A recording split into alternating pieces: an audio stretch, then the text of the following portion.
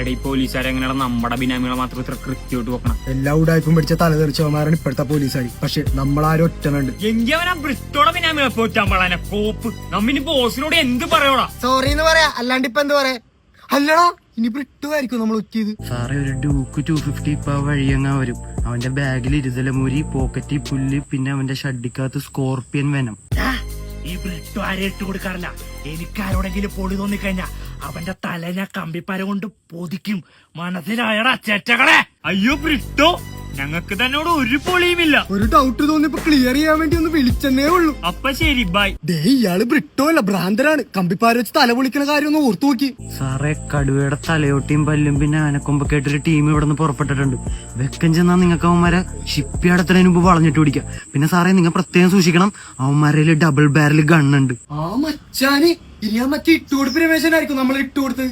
അയാളാണലി അടിച്ച ഐശ്വര്യാണ്. ഇപ്പൊ 1.5 മാസം ഇതേ ഒരേ സമയം 2 അണലി അടിച്ച്.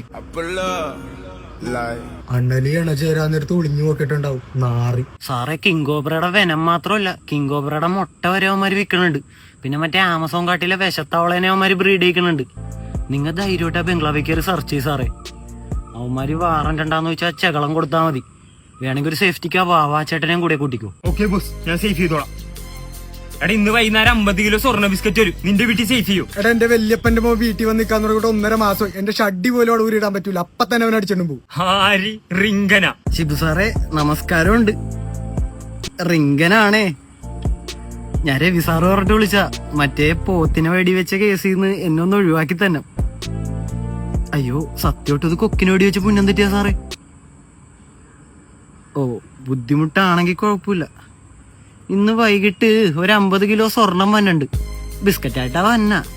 പക്ഷെ അതെങ്ങോടാ വന്നേന്ന് എനിക്ക് മാത്രമേ അറിയുള്ളൂ.